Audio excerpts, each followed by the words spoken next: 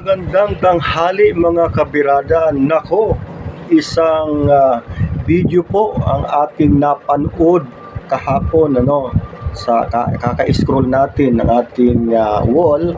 Abay, napanood ko po ang isang interview kay Vice President Sara Duterte. Inamin po niya mga kababayan na siya po ay hindi marunong gumamit ng computer at ang kanyang computer pa naman ay isang mamahaling computer daw ayon sa kanya. Ay naku mga kababayan, mga DDS supporter, mga DDS troll at mga patuloy na nag-iidolo sa Duterte family. Naku, ito ba ang pinagmamalaki ninyo? Ito ba ang iniidolo ninyo? Nadaig pa ng bata?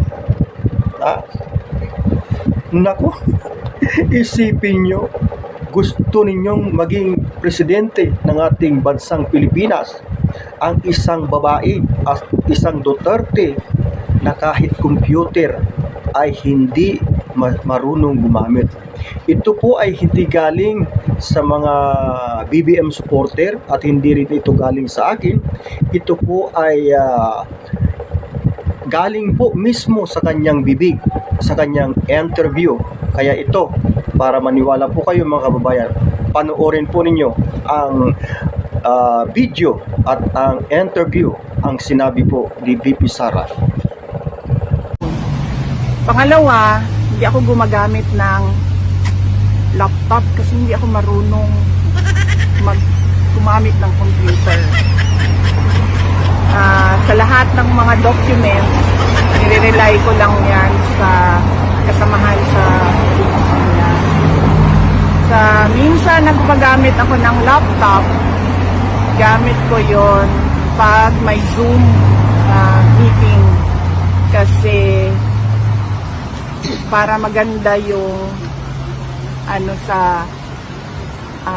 image, para maganda yung image sa Zoom meeting. Laptop ang ginagamit ko, hindi cellphone.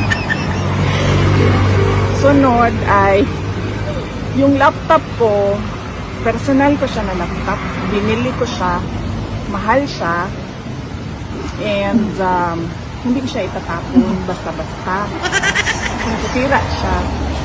At tapos tatakbo-takbo ka pang presidente? Ay nag-aral ka ho muna gumamit ng laptop? So ayan mga kababayan, mga kabirada, mga DDS troll, mga DDS supporter, mga